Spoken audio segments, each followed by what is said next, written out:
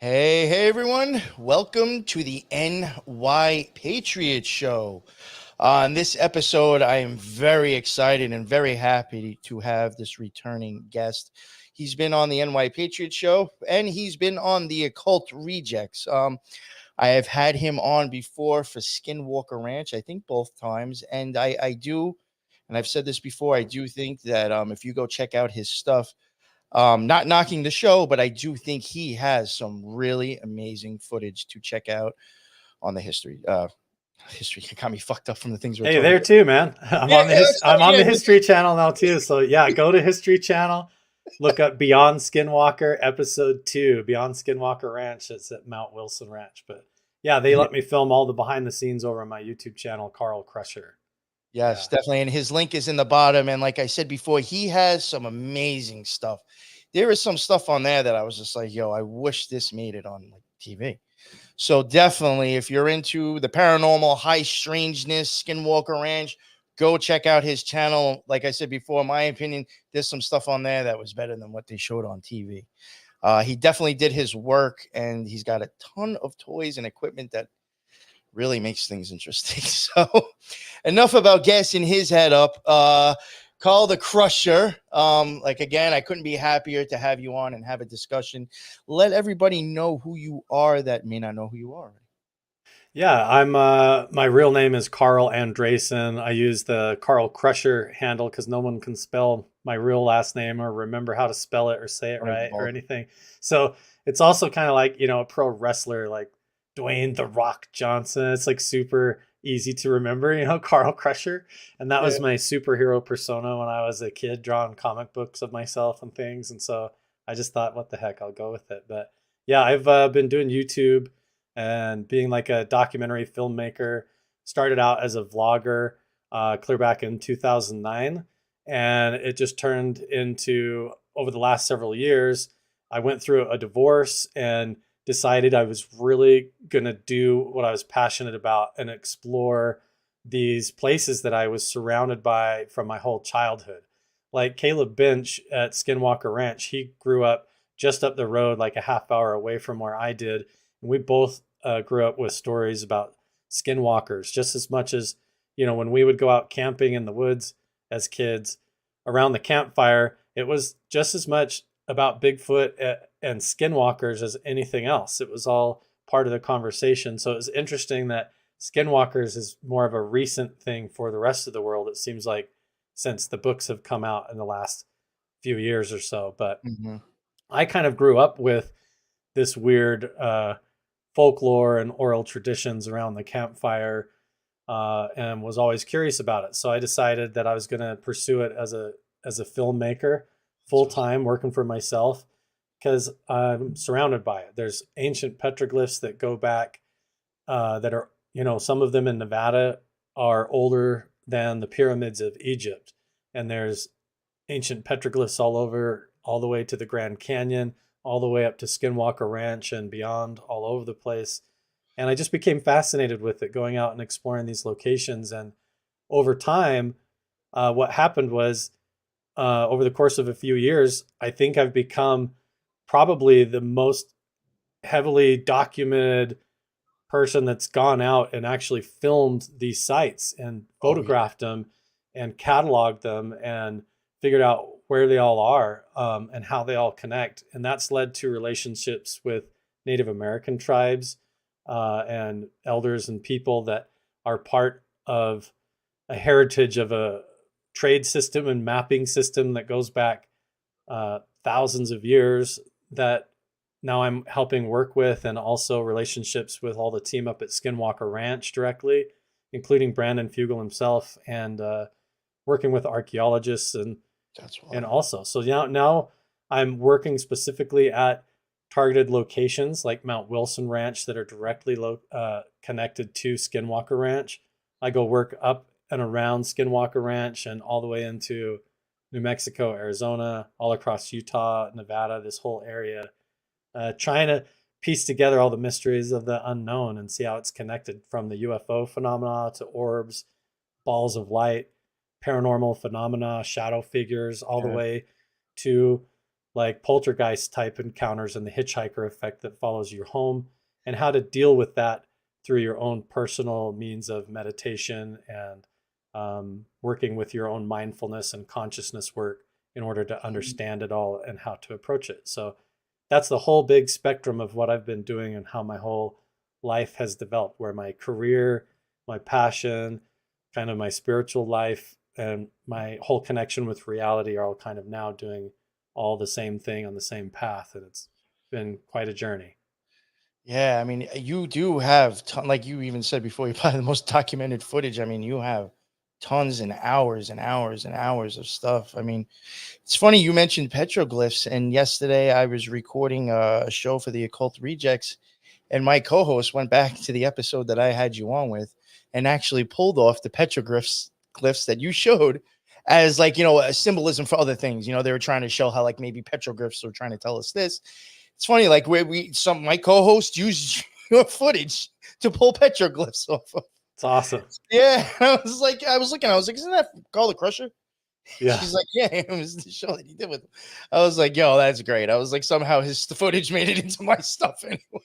It's really cool. It's been such an amazing opportunity because now I have this chance to maybe, I don't know, and no credit to my own, but my Native American friends that have come forward have basically told me that it's time to start working with the white man, and that they have seen like the videos that I do and my approach to it and how I'm careful and how I leave offerings at sites and how I'm respectful to the culture.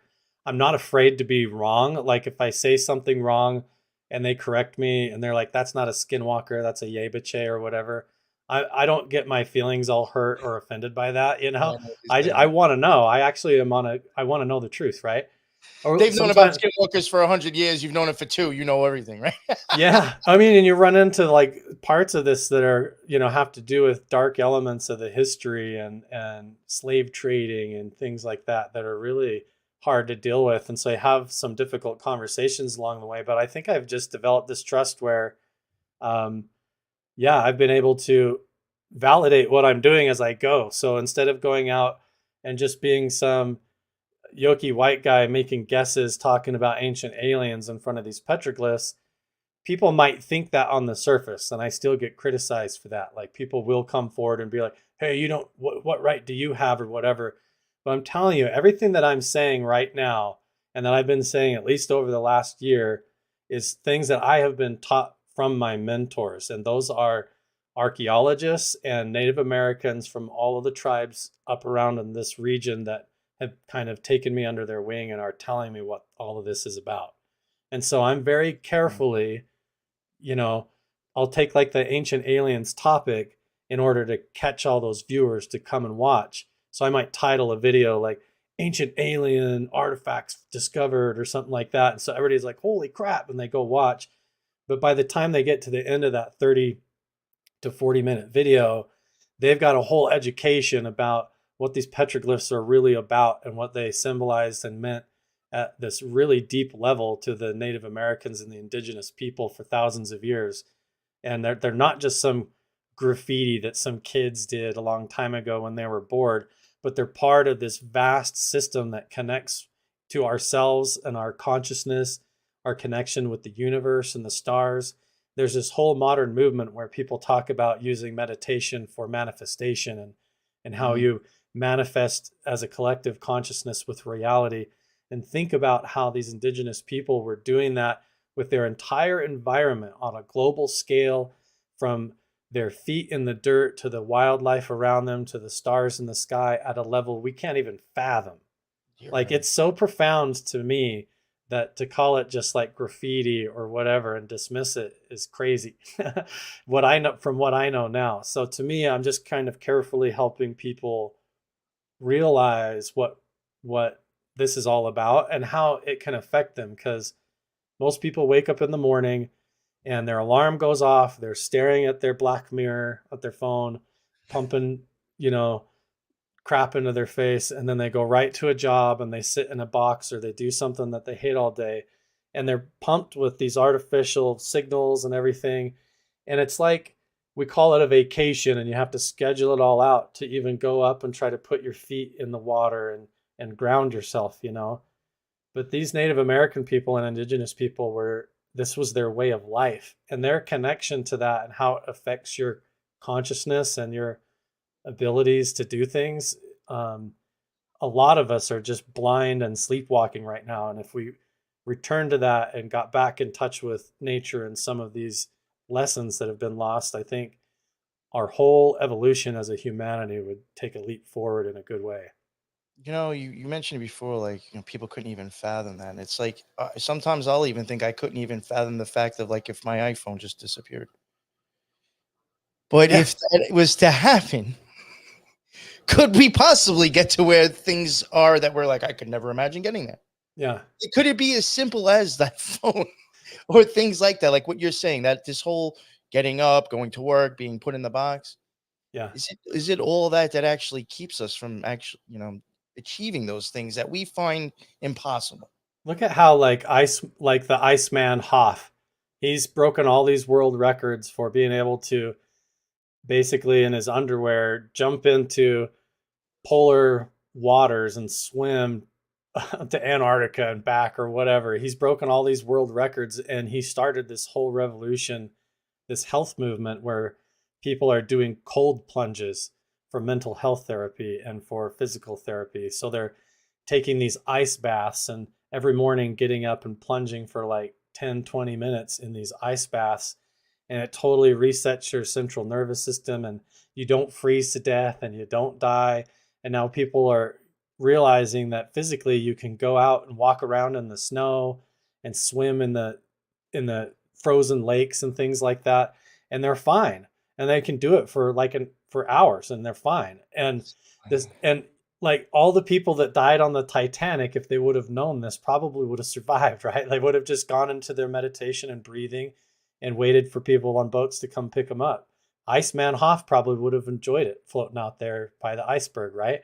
Like, it's crazy to think about indigenous people living out there in the caves and the temperature dropping at night, and they don't have a campfire or anything, and they're just connected with reality. It's like we're so fragile, we're so powder puffed now, like we think we're all cool with our technology and everything, but we've lost touch with who we really are Spirit. as humans in a big way. I really think we have. Yeah, you really. I mean, the first 9-10 minutes. I mean, you said a whole lot, and you really nailed it, Carl, with a lot. That was an introduction if I ever seen one. Yeah, man. We're going for it, right? We've Yeah, been yeah, talking before the show, so we're just keep going. yeah, man. That was no. I mean, you really said some great stuff. I do. And I think I've even seen you do this. You mentioned it before. I'm almost positive I even seen you correct yourself or stuff in posts from stuff that you have learned from the Native Americans in the area. I'm almost positive I seen you post something and saying this is something different. Yeah. I spoke to the people and I was like, damn, man. I was like, okay. So like that's when you were saying that before, I do think there is extreme value in being able to talk to these people and get their stories. Cause some people may look at them as like silly tales and myths. And it's like, for all that's a very deep story that they just personified. Yeah. I mean, it could be, I really do think it's important to actually be able to talk to these people, find out what their stories have been. I've even spoken to people that have kind of like been big into Native American stuff and stuff over at Skinwalker. And they will even say, well, going by the tribes and like what they say, what you see on TV isn't really necessarily correct. And I think it's good that you're kind of correcting that or making sure that you go along with like, Yeah. what the story is. It's been refreshing and really validating. The latest episode that just came out 2 days ago on the History Channel of the Secret of Skinwalker Ranch, they had a group come in and do a drum circle, and they told the whole story of that energetic connection between the tribal music and their rituals and the stone spiral that's up on the mesa at Skinwalker Ranch. The entire episode was devoted to it, and to me that was a huge step, because up until now, these types of topics and covering it, everybody is like worried that the tribes are going to come crashing down on you and tell you to stop, or they're going to say that you're culturally appropriating them. But now there's this open relationship that's forming where Brandon Fugel and the team and some of what I've done and Chris Bartel, uh, networking these different members of the tribes and the community around the phenomena and what's really going on. You realize, there is what happens and what comes out on the TV show, but there's this deeper connection going on underneath the surface of it that is connected to the phenomena that explains a lot of this. And it is coming out. The last episode was a huge, refreshing episode to me because it was completely focused on it. Just like when they had the rabbi come, like in season 2 or 3. I remember that. Yeah, they made a stone circle, and the rabbi played music and did like chanting, and then they had like a gravitational or energy anomaly where the temperature inverted and everything. All that's connected to the anomaly and the UFOs they see in the sky and all kinds of that stuff. And so now they finally come back and authentic and genuine to the land. It's not necessarily authentic to have a Jewish rabbi come and do a ceremony on, Navajo Shoshone land. That wasn't a common thing happening. The quantum entanglement might be more potent to do a Native American ritual, right? Instead of a Jewish ritual. I'm just saying. But it's like with the area historically. So they did that. And they had, the stone circle would glow like when they were doing it. And you have to think that for the it was TV, funny when they showed that on TV. I really actually thought that was like some of the most important, impressive stuff for people to pay attention to, actually. Yeah. And I felt like that really wasn't like, I was just like, they're kind of like that. I don't know. I don't think a lot of people watched it. If they really went for it as a whole tribe, imagine a whole village or a whole tribe there, and they're going around a big bonfire or that big stone circle in a clockwise manner, and they're doing it in alignment with the stars, and they'll do it without food or water as shaman, and they'll go for days and days and days, 5-6 days straight. Right? Like the stuff that would happen and that would the stories are everything from shape shifting into animals to they called them silver feathers in the sky, like flying saucers would appear, the ant people coming out of the ground and communicating with them, all kinds of stuff. All of the stories are right in there with the Native American rituals that have to do with this kind of stuff. And so it's interesting, now we have right on the History Channel them showing that and doing it right there, and it's on Skinwalker Ranch, and you've got Travis Taylor there who's like from the Pentagon, all like a mole or something. I don't know. But it's like the whole thing, it makes you think there's something going on, to the disclosure. There's more to it than what they're telling us, Yeah. Oh, the one thing I was going to say, I think I remembered when I was saying there was a post that you made. I think it was like the same picture that myself and probably 20 other people who have covered Skinwalker Ranch. I think it's even on the show, tell you the truth. I might be wrong. There was like pictures of like these Indians that you constantly see. It's like a gray. Yeah. And I think you posted and you're like, these actually aren't Skinwalkers. That was where I corrected myself. Yeah. Or something. You were saying that's like, this is actually wrong. Yeah. So that, use that too. At the headquarters at Skinwalker Ranch in the background, they have a picture there, and they show it a lot on YouTube videos and everything. And if you do an image search on Google for Skinwalker, it's a lot of pictures, black and white photos of these Navajo, and they're dressed, and they have like sticks and twigs and grass and plant, and they have masks on their faces and body paint on, and they're kind of standing like an animal. And they're like skinwalkers, but those are actually not skinwalkers. Those are the pics, though. Those are so cool. Those were the Yebiche. They were like depictions of the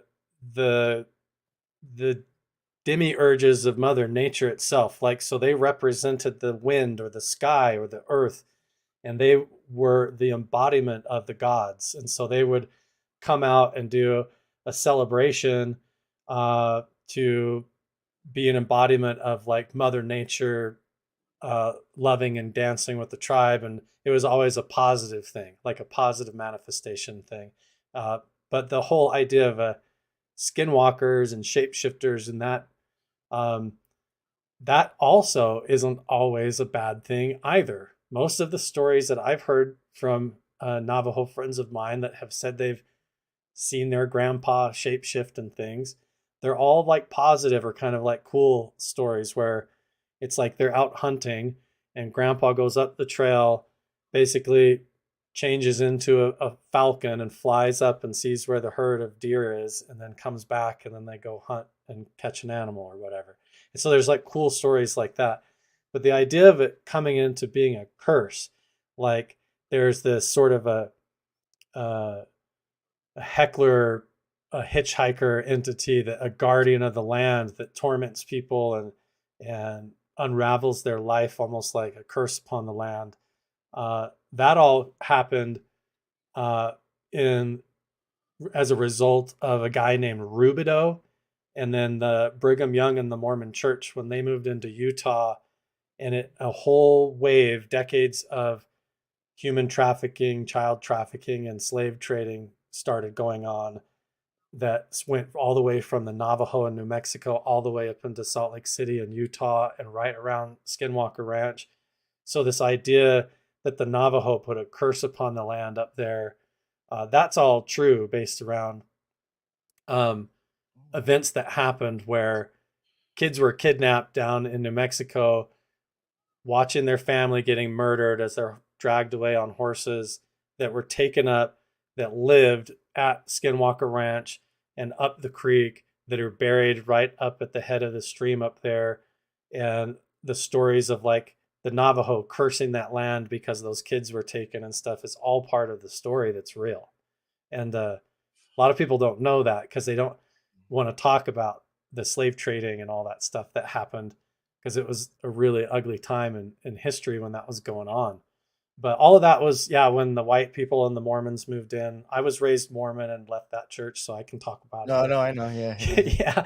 yeah, but a lot of bad stuff was going on back then that nobody wants to really talk about. But I don't care. The truth is the truth. And if people want to, Oh, I mean, glamorize it and be like, there's a curse on the land, I mean, they should know why, I think. So it's uh, I think it's impressive you're even acknowledging it. So, it's fascinating stuff. I think not acknowledging it is more hurtful. It's almost like, let's but just pretend like you guys don't exist and this didn't happen, when I think it's a big part of it and they have a lot to say. yeah, yeah, they do. I think you said something before even about like being able to shapeshift and stuff like that, and like how there's like a stigma. Sometimes I think some of these stories or the weirdness or high strangeness tales that we hear, sometimes I don't think they're actually always meant to be as something bad or nefarious. Sometimes I just think as humans, and I do this myself, if I don't understand something, sometimes I will fear it. Yeah, 100%. Sometimes just misunderstanding of things just create it, the fear, and turn it bad. Yeah. So most of the And then you time, don't never look at it. You'll never like see you, what it is. even when I go to petroglyph sites, most of them, the petroglyphs have been like destroyed. Part of them have been broken off or ruined or removed. And a lot of it, when you talk to the locals, is because, again, there was a time frame where, like religious groups or early Christians moved in the area and they saw those carvings of figures with horns and things on their head with spirals, and they immediately label it all as evil or demonic or savage or something, or some sort of a curse thing. Jesus. And so they want to go up and break the curse. And so they deface and destroy all this stuff, having no idea what those figures and places actually represent, and that they're positive things in relationship to the environment and Mother Nature and the universe and everything. And it's the same. Yeah, that whole idea of like a culture doing shape shifting, that would be considered like voodoo or witchcraft, and or some kind of a demonic thing. But like when you actually meet the people and talk to them, they're the nicest, coolest people, most genuine, real, connected, down to earth folk you're ever going to meet in your life. And you just realize, wow, they're like so enmeshed with the fabric of the matrix. They're like, it's like, instead of looking at them like some Native American primitive guy, they're more like closer to Neo, the chosen one, who can like go through the walls, the fabric of reality, and bend the rules, man. Like, we're missing the point here. We're Missing a way connection somewhere. Yeah. totally missing the mark. Yeah. I And was even going to say, even with shape shifting, I love the way that you put it. Let's say turning into an eagle or a falcon and looking for the food. Like, for all you know, that could be a tale of someone being able to astral travel, and it's just right. been personified into an eagle. Like, and if you looked at that as like, oh God, that's horrible, like you're missing out on like this huge aspect of life that's a possibility. You know what I'm Right. saying? Yeah, I mean that's happened when I've trained a lot using remote viewing and doing the Monroe Institute Gateway protocol and method Yo, and that my shit I own believe works. versions of that. And there's times where when I was learning it, where I like let my dog in the room and she would like get up on the bed where I was doing a meditation and I would have these visions like where I was like running through the field chasing butterflies and stuff and I was like, what am I doing? And I was like all happy and then I'd realize I'm like tapping into my dog's dreams or something down on the bed at my feet. And I'm like sharing her dream like I'm her running through the grass and weird stuff. And it's like cool. That's like fun experiences and you learn from those. But like imagine maybe there's something to that shape shifting. Like imagine sitting on the hill, you're going hunting, you're almost praying and connecting with the land, you're uh you see an eagle flying over and so you remote view into wondering what that eagle could see and wishing you could see what that eagle sees, quantum entangle your consciousness with it and pretty soon you're having this vision of the valley and a sense of telepathically of where the herd of deer are and then you go make a hunt.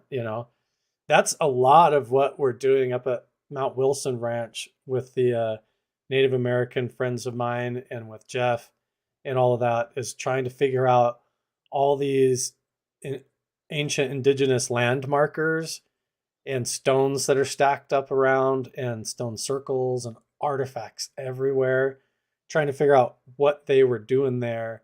Because like way before this talk of there being a UFO buried under the meadow, there's been indigenous people there clear back into the ice age. And so trying to figure all that out is like Oh wow. levels and levels of a puzzle, you know? I've even thought about like just even like when you see how like the tribes used to move, and I mean they obviously like knew, like they knew how to conduct themselves in order to stay alive. And some people are just like, oh, how they had to have been like tapped into something. They couldn't have been stupid.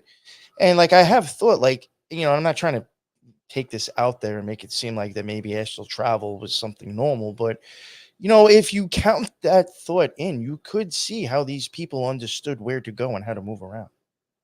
Yeah. And it could explain also why the artifacts and the petroglyphs are such across such vast differences still connected with the same symbolism to a point where it doesn't make any sense at all that they were communicating by boat or traveling.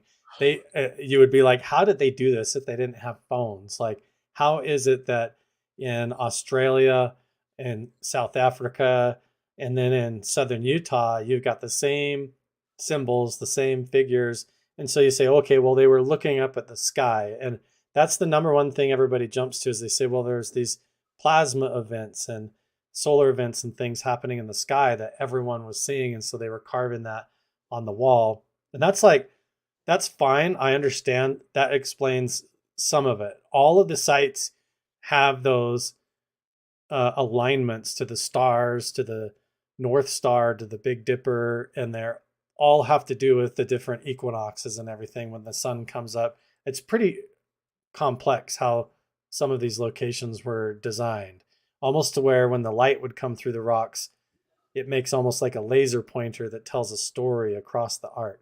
Like, Didn't you actually? I could be wrong, but didn't you actually film something like that? Like I'm almost positive you've shown that on your own channel, haven't you? yeah, we went to a site with like Chris Bartell and Brent Stone and Chris Lato from Lato Files, and I took them to a spot where it actually does that, where the light comes through the cliffside, tells a whole story. But that's the whole thing is everybody wants to say, well, okay, so it's just like plasma figures in the sky, But then how come the the whole thing tells a story with the village and animals and the river along with the figures and the portal symbols and all of it happening down on the ground together like an entire uh, comic book almost on the rocks, you Crazy. know, Yeah. like It looks legit. like, yeah. And then you talk to the actual people who are related to the stories and the land and that heritage, who are related directly by blood to the ones who would have put it there. And you study the stories, you read the books, you understand the folklore, and this concept of it just being plasma figures in the sky is pretty thin. It's way more steeped in it being real contact, things coming out of portals, coming down from the sky, coming out of the ground, like almost they're struggling to describe something coming from another dimension, you know. And but they do a pretty good job. And then it's almost the same figures. It doesn't matter if it's like the same plethora of the Norse gods in the Viking culture, or you've got the Zeus and the pantheon down in that area, or you've got the Egyptian gods, or wherever you come over here, even into the desert Southwest and all these indigenous tribes, and it's like the same family. It's like the same deities and the figures running Yes. around, and it makes you wonder, like this story of the Anunnaki or some sort of a contact moment where things, some entities came down or came through and started getting involved with mankind. It's all right there. And you know, as much as people want to scoff at it like it's science fiction, it's all right in the history of the indigenous people and the Native American stories too. It's all right there. No, I honestly, I've always said that. I think that, or, like sometimes people do have like, there's an idea of that, like, with magic, or I guess even with astral travel, just meditation, maybe tapping into like a group consciousness thought. I've Right. even thought like, is that part of like how you see the same things? Like when you said we had no internet, I doubt they were using birds yet, probably to Yeah. send messages across, like, I doubt they were making it. Yeah. How did they? I don't believe people were really, or unless the land was locked. That's a whole other rabbit hole. But I don't think those people were corresponding, but yet they were having the same images, doing the same artwork. There's Yeah. something up with that. The way the story is that I understand it and how all of this works is that the Native American people, and that going back thousands of years in different variations, were finding places just based on their natural intuition and their own migration, the way a homing pigeon or any kind of an animal would follow a migration of the electromagnetic field of the earth. We like to call them ley lines now, but Yes. you're just naturally spiritually feel like you're drawn to certain places, like they're special, and we don't know why. Yeah. But we do know why now. There's actual geological factors and interconnected cosmic factors that interplay, but they are special places where the rules of reality are a little different. And so imagine that these people for thousands of years were drawn to these locations, and then they would um, interface with those locations by building these stone circles, or like a Stonehenge, or stacking up the rocks, or building spires and tapping into it, almost like in the same way that you would use a circuit board to try and tap into the electromagnetic field, almost like putting up antenna. So you've got these weird hot rocks, or almost magnetic rocks, that are stacked in these stone circles and medicine wheels or prayer wheels. A lot of times they look like a wagon wheel laid on its side, but they're all made of stone, and they get bigger and bigger. And if there's a whole empire around it, then they start building pyramids and spires and building entire cities in order to do this, right? Mm. Um, but you get more remote, where the resources are slim and people are just like hunting rabbits and stuff. And they're just stacking rocks and things and sitting up on the mountain and doing it on the mountaintop. But you're right, it's the same idea. They're going to these electromagnetic or geomagnetic hotspots, building stone circles, doing rituals around them in groups, and then having these collective consciousness experiences, or at least the shaman is, whether they're enhancing it with peyote or whatever they're doing.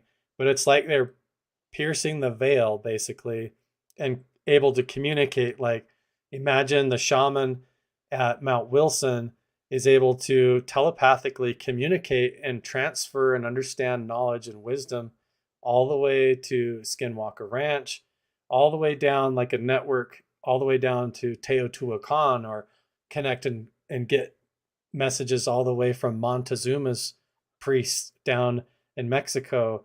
And that could be connected all the way to the pyramids in Egypt or Gobekli Tepe. And there could have been these moments where they would have ceremonies where it was like they were able to communicate. And so there's these universal glyphs and patterns and knowledge and stone circles and Stonehenge and pyramids all over the globe that are evidence of that time period when the whole world was sort of interconnected in their own way, and all doing this because they understood reality from a different angle than we do now. You know, we approach physics from a totally different angle than they Oh, did. yes, yes. They were more like Nikola Tesla in a weird, more magical, spiritual sense, going right through their consciousness, going inward first, you know. And we're just like out digging in the rocks trying to do it with computers, you know. So we've got it all backwards. But yeah, you're right. I think that was almost like a type of telepathic Wi-Fi that they had interfaced with through the electromagnetic field of the earth and through their ceremonies and rituals in these locations. And when you go there yourself, even now, and sit down and connect with this, you get glimpses of that energy still existing in some of these places. And that's part of what the interesting research is that we're doing right now. That's wild. Yeah, I guess I mean we're already like a half hour in. I did want to touch on Wilson Ranch kind of a Yeah, little bit man. more. So I know that is something that you have been doing recently, and we were talking about the ley lines and stuff. This was a question I was actually going to ask. I guess going into Wilson Ranch, do you think do you think that place or that place and Skinwalker Ranch, they might fall on a ley line together or something? Or do you think there's like something like that out there?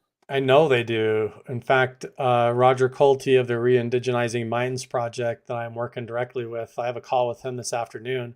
He has an entire mapping system that he's inherited from his great grandfather, who was the leader of the Clatsop tribe of the Pacific Northwest.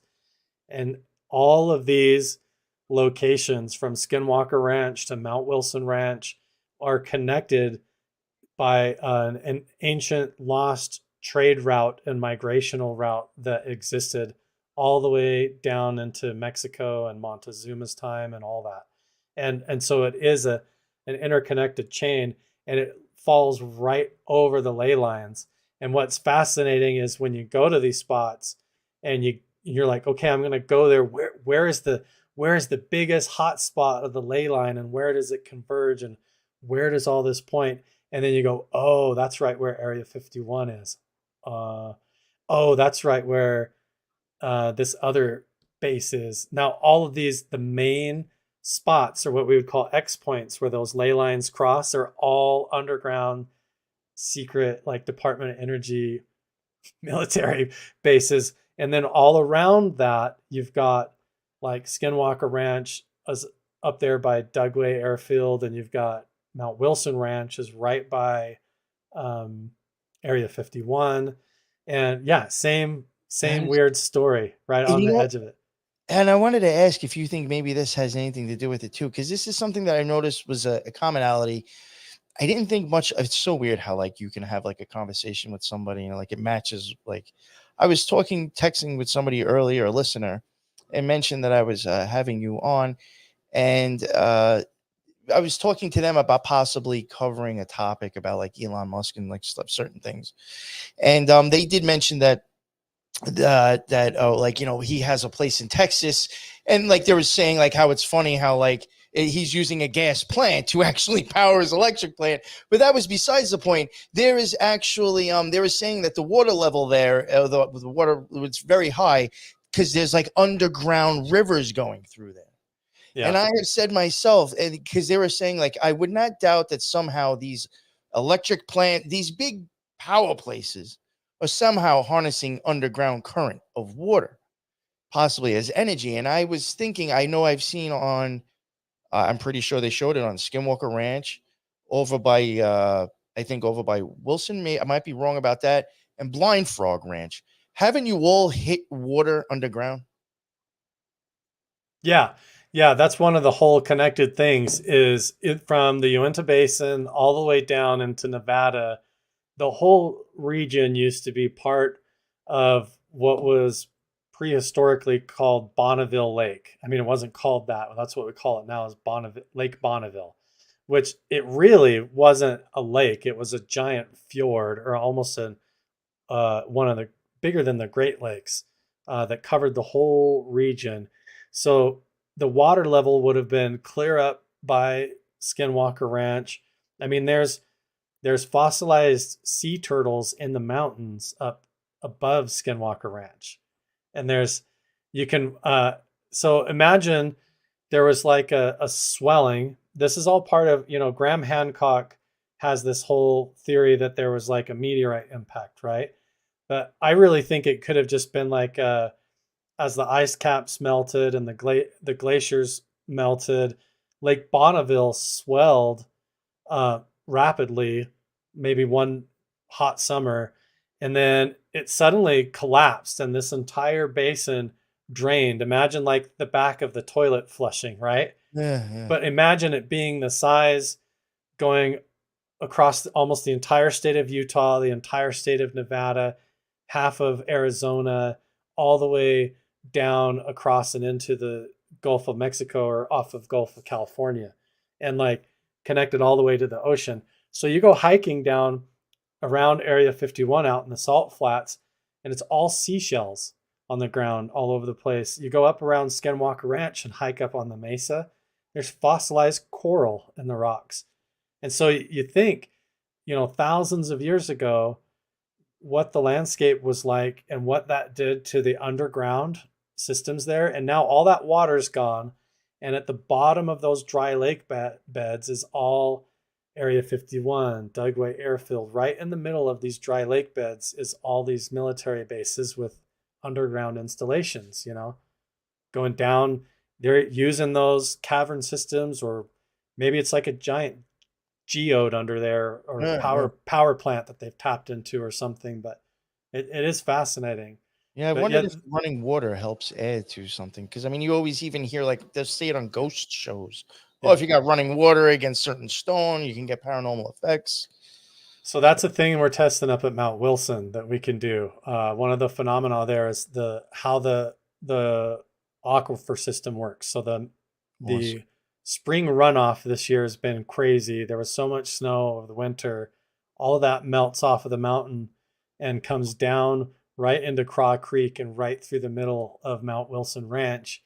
And out there in the meadow, we get this pulsing Schumann resonance, a theta wave signal, like 7, 14, and 21. And it's right in that psychoactive 777. Yeah, it's right in that psychoactive frequency that affects your pineal gland and your hippocampus and all that.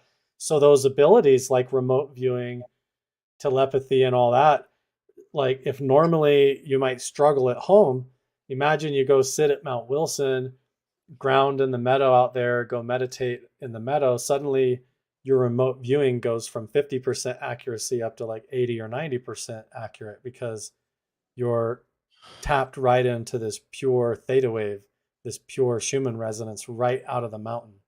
And that could also account for different weird dimensional anomalies that we get.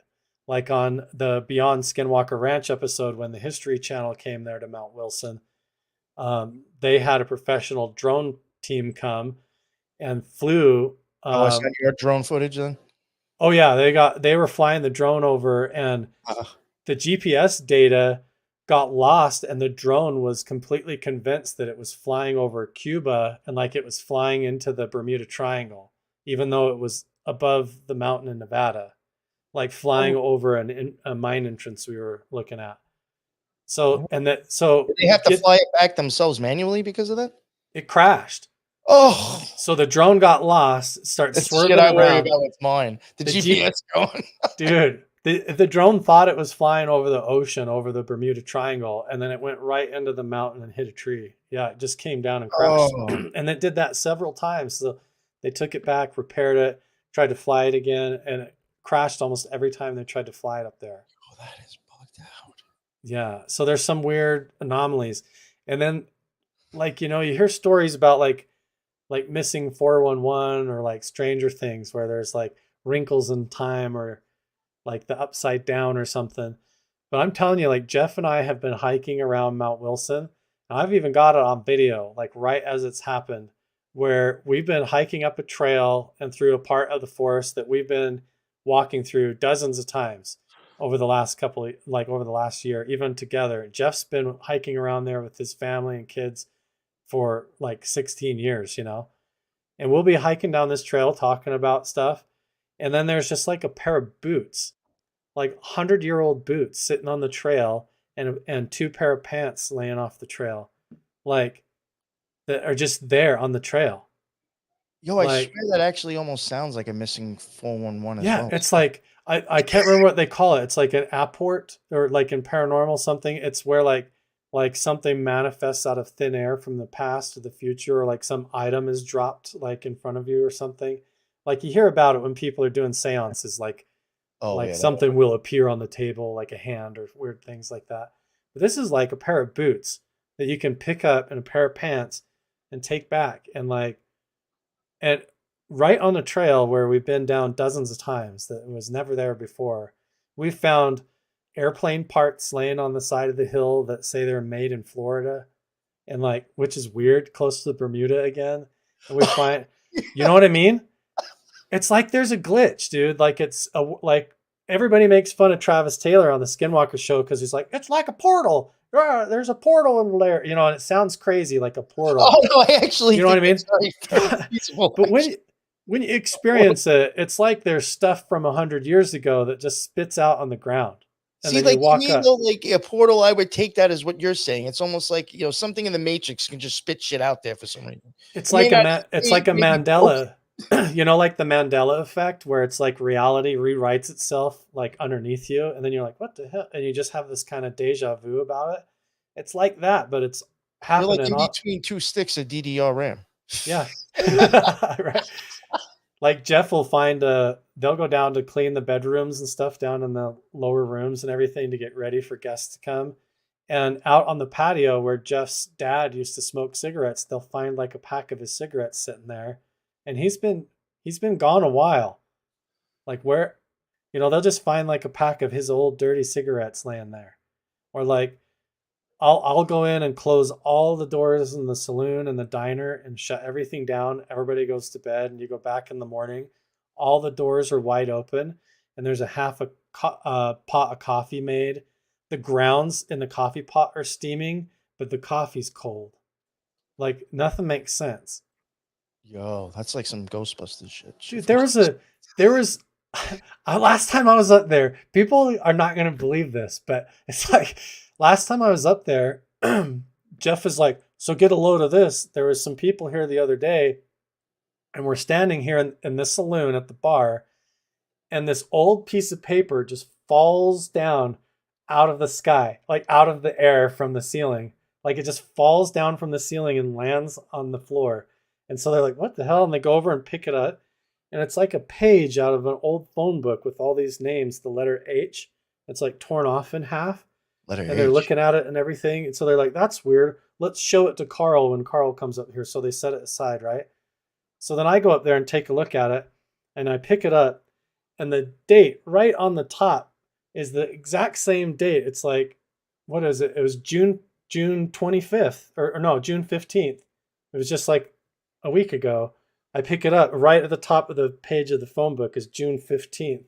And that was the day that I'm there. And I'm like, ugh. It's just weird stuff like that. That's bugged out, dude. Yeah, and we got to figure out like who are the names on this page from the phone book and where did it come from. You said H too.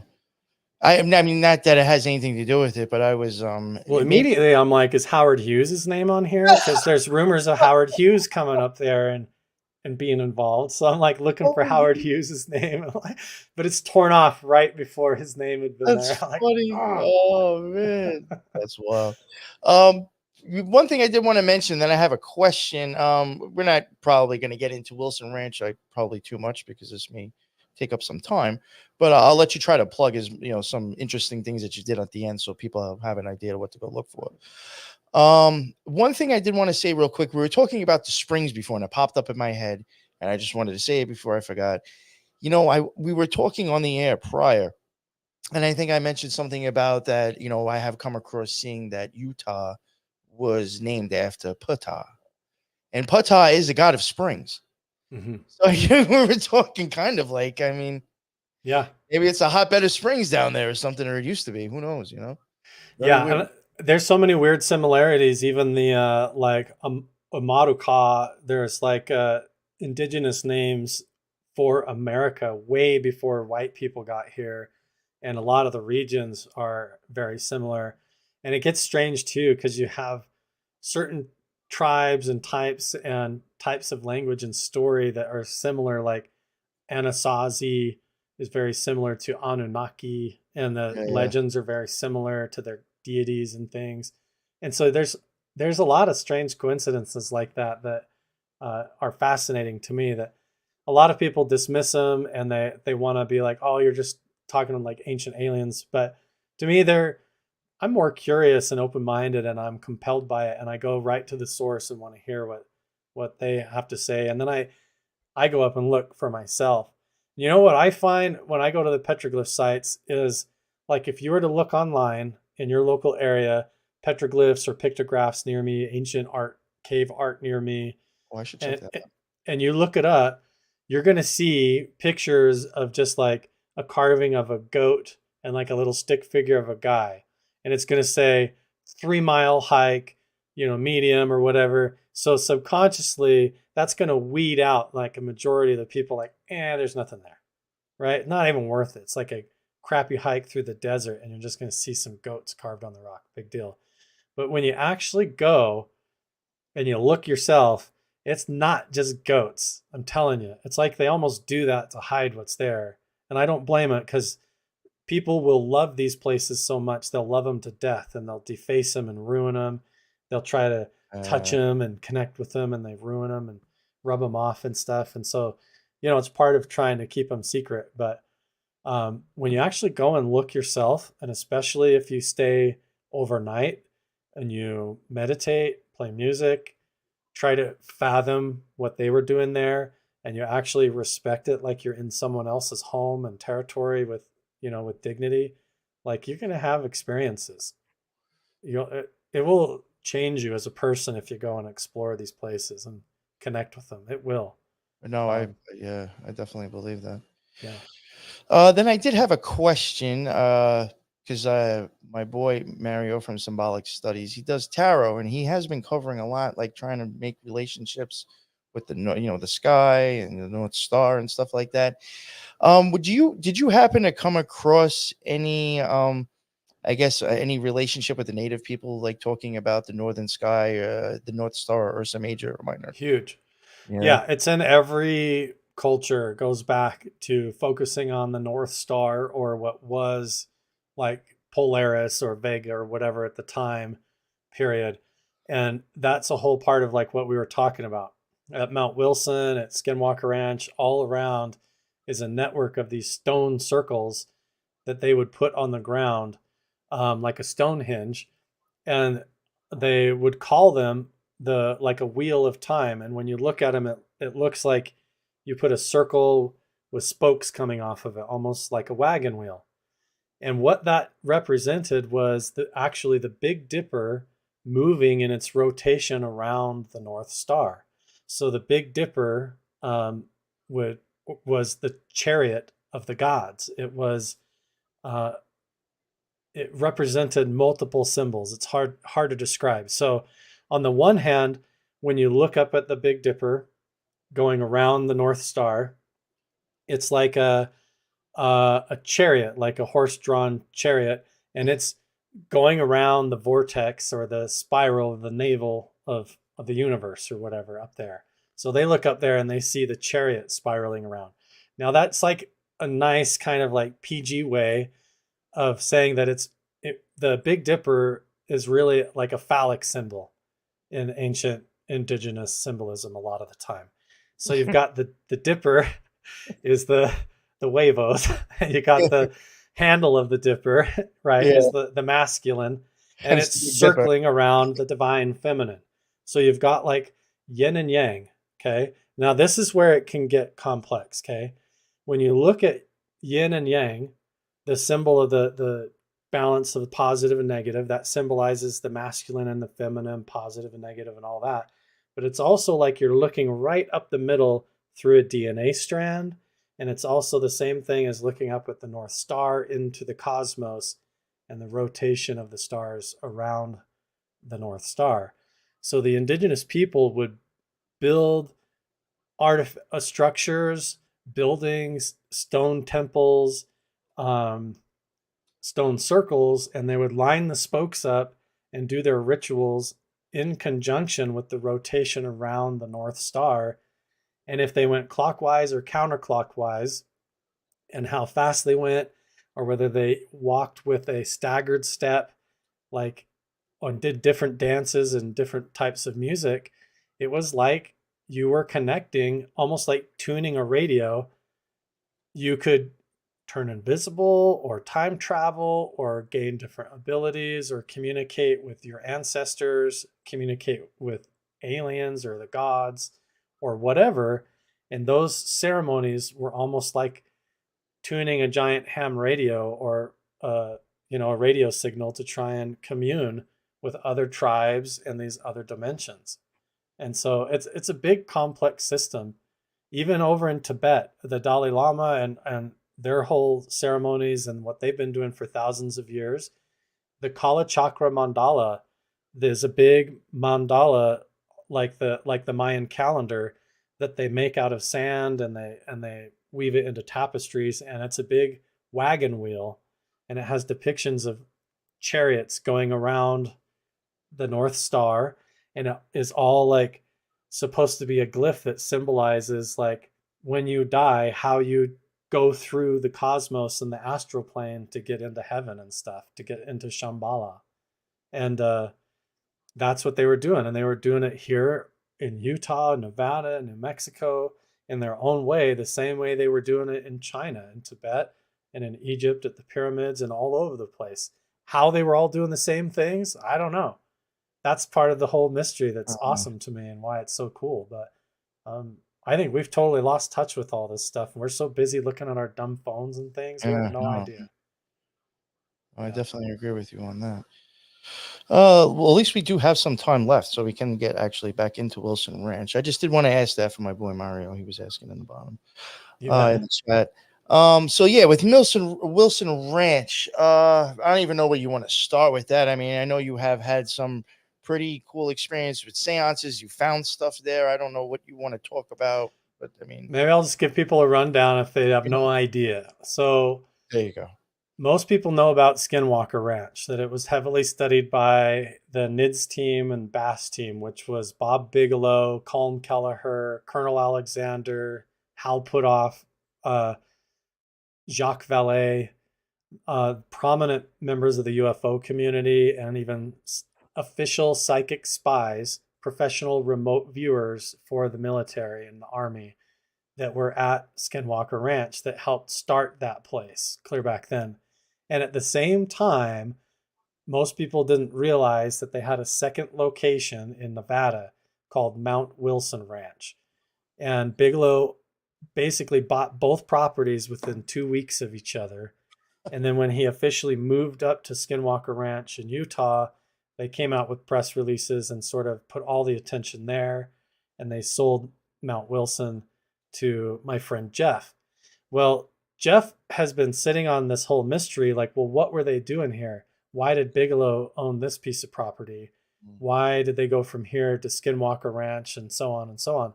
So he reached out to me on Instagram and asked me to come over and check it out. And that's kind of what I do. So I went over there and met him, and the place was amazing. But as I got into it and started talking to him and the locals, I realized that Bigelow, Jacques Vallée, Hal Puthoff, the whole NIDS team, they were at Mount Wilson Ranch for like a full decade. And they were doing light experiments and sound frequency experiments in the meadow. They had a bulldozer stuck in the meadow trying to dig something out or bury something there. They, the local phone company people have come and told us that at one point they were having all these power lines and stuff hooked up because they had these big freezer systems put in, and they were hauling truckloads of stuff out of some hole in the mountain. There's all these weird stories. And then while Bigelow, well, I got to go before Bigelow. Before that, there's evidence that there was the Rockefellers owned the place, that Holy shit. David Rockefeller owned it. Jeff has found what you would think it was a Masonic sword or like a Knights Templar sword, but it's from the Knights Pythias.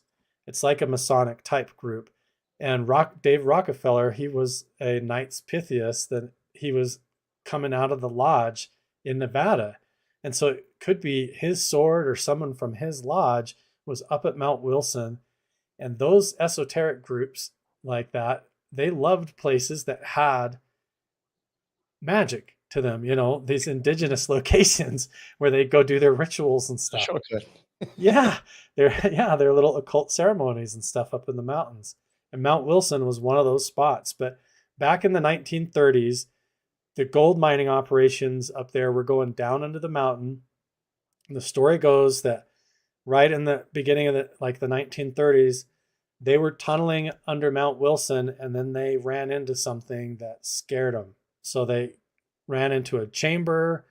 They opened up a cavern. I've heard everything from there being a buried UFO under Mount Wilson Ranch to there just being like a whole cave system full of Spanish treasure down there and all kinds of stuff. But whatever it was, it scared these miners, and they abandoned the mine. They closed it off and tried to hide it, and they left. And then right after that, it's like the Ronald Reagan's MX missile program comes up there, and that with a team of archaeologists, and they're exploring the mountain. And there's all these stories of paranormal encounters happening where ghosts are appearing and scaring the archaeologists at night and stuff. And then Bigelow's team shows up, and they studied the place for like 10 years and then sold it to Jeff, and they left. But every stone that we've uncovered about Mount Wilson Ranch has more and more direct connected evidence that they were doing real research at Mount Wilson Ranch, and almost Skinwalker Ranch was either like a cover, or they were doing both at the same time or whatever. But they were fully convinced that there was something buried under Mount Wilson Ranch, that it was transmitting a signal or something, to where they had Jacques Vallée there, the ufologist. They had Hal Puthoff and other remote viewers up there doing psychic spy stuff. Wow. All of those guys were up at Mount Wilson Ranch.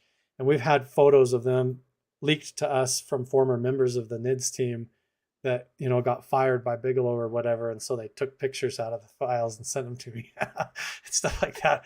But so we've got proof of all of it, But every time we go up there and we look and we try to fact check it, we find more and more weird stuff. We've found that pulsing signal coming out of the meadow. Something keeps jamming and crashing our drones and draining our batteries. When the History Channel was there, they straight up filmed red eyes moving around in the trees and like an orb of light. That still hasn't come out yet. That's going to come out in like a week or so in a bonus episode, where they had a whole they filmed like these weird eyes moving around in the trees, following them around like a whole paranormal thing. But all kinds of stories like that. There's been an animal mutilation down in the meadow, like a whole gut pile just laying there. All kinds of weird stuff. That's But wild. we've been trying to piece it together and figure out what's underground. How can we get underground? The History Channel came up there and filmed a whole episode called Beyond Skinwalker Ranch, where, we actually used dynamite and tried to open up one of the cave entrances to see if we could get in. And but a blizzard moved in and we got snowed out, had to quit. And it was wild in Nevada too. No normal. I was gonna say, is that No. It got worse and worse and worse. The closer we got to setting off the bombs, it was so bad that we set them off, and went, and like by the time we even got up to start looking in the holes, they were already filling in with snow. So we were like, okay, got to come back in the spring. But and there's plans to do all that. Yep, we're still. I've been See, you back know, up there a few times already, but it's weird. Like, not to just like, I know this may take it like really out there, but like, there could just be some sort of chemical change that just produced that snow. Like, I mean, how do you know you didn't do something? the I know that whole sounds crazy, but I'm it was just like the saying. most snow that they've had up there in probably 10 years. And like the whole place filled up. Like there's an upper and a lower lake and Craw Creek. There's a whole apple orchard down at the bottom of the meadow. And all of that was pretty much dried out all last year. And this year, I mean, I went out on a paddle boat on the lake, and I mean, they're all full of water. Everything is blossomed. The apple orchard came back to life and is going to have apples for the first time in a decade. Like the whole place came alive. But that blizzard was like no joke. Like in all my behind the scenes footage on my YouTube channel, half of it is just us trying to get unstuck from the snow and trying not to slide off the road and just dealing with the weather. It was crazy. Wow, that's some bizarre shit. Damn. That sword that you mentioned too. I think for people, if you go check out his stuff, was that the same sword that I think he said he like ran over with like his thing, right? Yeah, he Like was right. Him and his girl, they were riding a quad, an ATV, Mhm. um, back in kind of this like sand pit area, and just riding on the trail, and ran over, and they heard it like click click, like this metal sound or something. I don't know. Yeah, yeah, And so yeah. he just stopped and turned around, and there's just like a sword sticking out of the dirt, laying on the ground, uh, That's like wild. this ceremonial sword that has all these like European looking helmets and like. Oh yeah, you definitely showed it. Like you can definitely see it.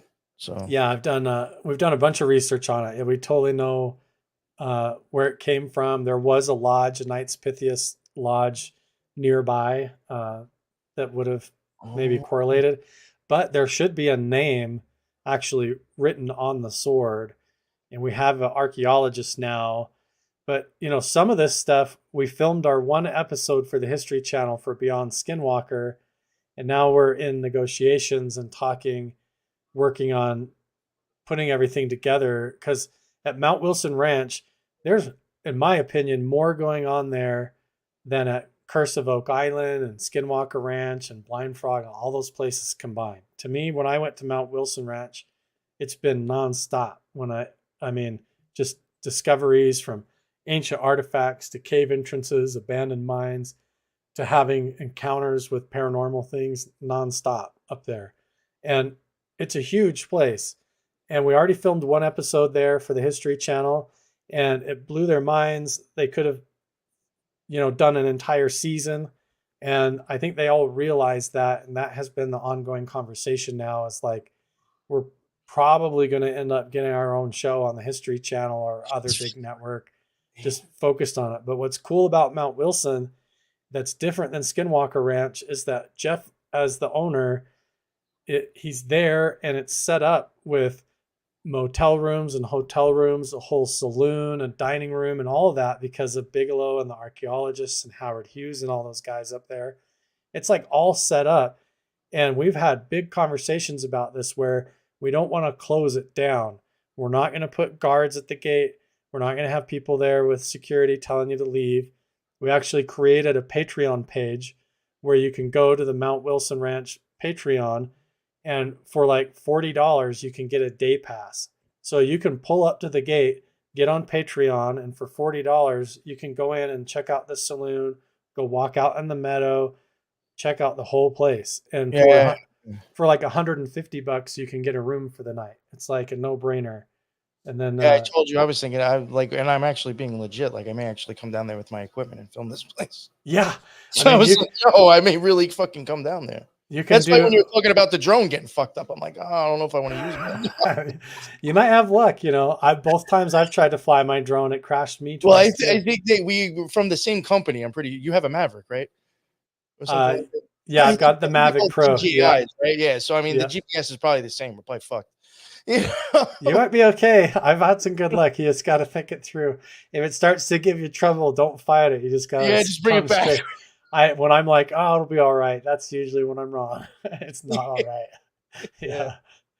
But yeah, Yeah. that's you got yeah, there was definitely a lot of really interesting, wild stuff over there.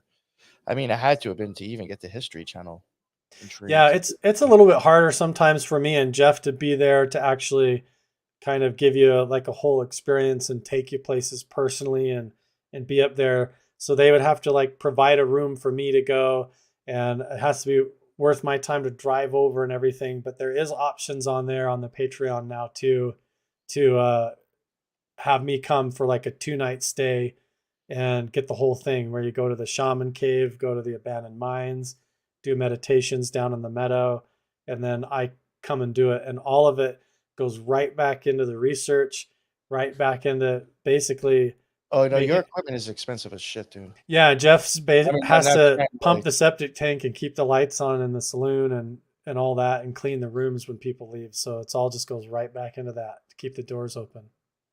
no, I believe me, I was asking you suggestions for equipment, and I did buy some, and that got fucking expensive after a while. It does. It adds up. That's why I created that whole inner circle. People can, donate to and support the research. And because it gets expensive just driving over there and back, you find yourself pulling out your credit card because you're like, man, there's somebody's claiming they saw a Especially for UFO. yeah. They saw a UFO go into the mountain. How do I not go over there? And so off you go. But That yeah. was some wild stuff. Not to bring it up again, I think I might have had you talk about it on the last show, but there's probably new listeners now and people on the live. That was some of the most impressive, weirdest shit I thought you had, which I thought was, I think I could be wrong, was still around in the Skinwalker Ranchish area. You had like stuff where it looked like shit just dripping down fucking mountains, dude. Oh yeah, that's That kind was of bizarre. That's in southern Utah. That's a place I nicknamed that the Magic Mesa, and I That, nicknamed it that's that. right. Yes, that's right. I nicknamed it that. It has a real name, but there is like a hiking trail nearby, and if people knew where to go, um, there's so many artifacts. There's pottery, arrowheads. There's a stone circle and petroglyphs there that I'm afraid will get completely stolen and destroyed. People walking around. I mean, there's areas there where you can't even hardly walk without stepping on something that's I remember you significant, saying that, I think, on your show. and it is very strange. Now, a lot of the weird lights on the mountain that were tricking our night vision, we figured out was coming from a road from headlights that were shining from like 3 miles away down this weird reflection. But we've done a lot of other analysis, and there's a lot of strange stuff where there's balls of light coming up out of the rocks and behind the rocks on the ground, and other phenomena to where when I came out with my video and I said, oh, this is just like headlights from a car from this road, I think we figured out what's going on here. These paranormal lights with like triangles and squares and weird stuff would appear on the side of this mountain, and like, or the side of a mesa. And we were trying to figure out what it was because very strange, and like shadow figures and things moving across. And we did figure out that a lot of it was the headlights. But as soon as I came out with a video, like debunking all that, I had people emailing me. I mean, doctors, people, scientists, people messaging me that I didn't even know watched my videos. Somebody from Sandia Labs that works in the quantum entanglement and science department emails me. I've got all this stuff coming Oh out my being God, like, I talked to you saying, on and purpose. they're correcting me, telling me those are not just headlights, and that the headlights are just creating an optical layer that reveals more to it. And then I've had other people do analysis on the footage too, and there's weird stuff in the lights. There's like figures and faces that match the petroglyphs that appear within the forms of the lights on the hillside. And I'm going to say some of the faces and the characters that show up come back more than once. So like you can go and look at different segments of the lights appearing on the hillside, and there's like faces of particular characters that are there doing different stuff. Like, I don't know how else to describe Wow. it. The but same. it's The same thing. It's bizarre. just a different thing. Yeah, it's almost like seeing entities looking up, pressed up against the glass on another dimension, and you just get a glimpse of it through the way the light shines off the mountain. It's bizarre, dude. I don't know how But to describe it. I did one whole video where I tried to explain it, and it went right over everybody's heads. But it's weird. yeah, no, I thought that was like some really weird stuff that you showed on your show. That was some wild stuff. All right, I think we'll just wrap it up here too, if you don't mind, Carl. I think that was Yeah, man, we covered a lot of ground. yeah. We didn't get so much into Wilson Ranch, but I will say I was totally happy with the way the show went. I couldn't have asked for anything better. I thought the whole conversation was relevant and all great talk. So Yeah, I think if people are interested and want to know more about Wilson, if they go over to my YouTube, I've got hours and hours of documentary content there. We've got the Inner Circle clubs on our Patreon for Carl Crusher and Mount Wilson, and we're on Instagram and all over the place. So just go follow all over, and you can get up to speed. And then go definitely watch the episode on History Channel of Beyond Skinwalker Ranch, episode 2 at Mount Wilson Ranch, and you'll get an idea of a lot more. Plus, the more people that watch that, the odds of us getting a whole show go way up, because then we get way better equipment, way better research and funding, and then you can actually come and stay there, see it for yourself, experience it, maybe even meet me, try to do it totally different than anybody else has ever done, rather than being afraid of it all. Try to keep it where you can come and do it yourself. that's one of the reasons why I want to go up there too, is because I'm like, I know Carl like isn't afraid. Like I know that sounds cheesy. You got to sign a waiver. I can't make any promises. You might have something happen. I can't. No, but I like, tell you, I will give you the whole talk. when it comes to this stuff, and I appreciate that. You're like, I'm just going to document and do science, man. Like you know what I'm saying? Sometimes you just have to look at it like that, non-biased and just there to research. There's a lot of moments where like I'm down in a cave or a hole, or we're not sure what we're looking at, and in the back of my mind, I'm just like, just keep your camera going. Just keep your camera, just keep it going. I just get it on camera because I'm worried about your battery power. Then you're gonna lose your life.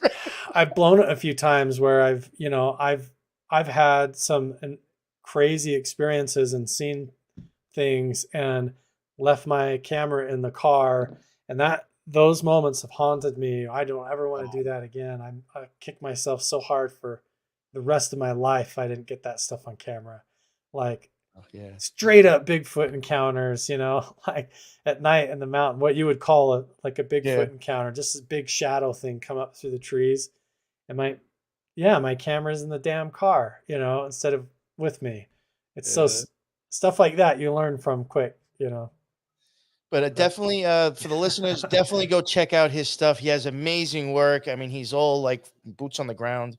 He's getting in there. He's filming the stuff. He's got all his, toys, his meters, and all that stuff. My opinion, it's very well documented research, And I have to say, he has inspired me to try to start doing my own way of Carl the Crusher, I guess. I've got some toys, and I want to go out and I want to actually start researching, architecture and stuff that is out in the, in our faces. Out in cities, why is it always the same fucking architecture? Yeah. I want to start going out there, seeing the similarities, getting my meters on things. Maybe maybe nothing will happen. The interesting esoteric architecture of like some of the old cathedrals and some of the old early Masonic lodges. You almost wonder if they were onto that same understanding of the indigenous people with the electromagnetic field and harnessing. That's what I think. So cool. I'm not out in Utah and out in the desert. I'm out in the concrete jungle for now. So I will try to do my best. Hopefully over the summer, try to hit the streets and do some researching. But so thank you, Carl. You've helped me, I guess, see what you do, help me grow in my own story and my own, path. So I highly appreciate seeing you do this stuff, man. And I think you have a lot to bring to the table. So everybody go check out his show now and go hit that sub button on Carl the Crusher's YouTube channel. Again, Carl, thank you for coming on. It is always a great conversation, and just you're a very open-minded individual. And I think that is something that is very much needed when doing this stuff. So it's Yeah. just always a good conversation, because it's, so you're always kind of like, it might be this, but I don't know. Like, I feel like I'm just like you, like I'm just same thing. You put yourself in the middle. I just got sick of hearing what other people tell me. yes, I got tired of the story I was fed my whole upbringing from at church, and then you see what's on TV. I'm gonna go see it for myself. Yeah, the CIA comes out, and the Pentagon makes all these announcements, and we're like, "Oh, they're going to disclose." And I'm like, I'm not waiting for anybody. I don't think if there's aliens or other dimensional entities or spiritual contact to be made of some kind, waiting for the government to tell you isn't going to be how it's. And I don't think that aliens or other dimensional higher beings are waiting for Biden to give them the go ahead. Like Yeah, that's preposterous to me. come I'm way on, more. guys. I'm way more about going out to the stone circle, and I mean, don't touch them or go in there, but use your mind and connect with the old way, and you're going to get there 100% quicker. Even this weekend coming up, if you go out, take your shoes and socks off, and sit there and look up at the stars and reconnect. Leave your phone away. Keep a camera, maybe night vision, right? Be prepared. Don't get bit by snakes and be smart, all that stuff, right? But I'm just saying, you're not going to get the answers from out there. If anything of the story of all these ancient artifacts that wants to come through at the end of this whole show, it's that the message of like the Pueblo and the Hopi was that all these artifacts and locations was to find and lead you to the center place.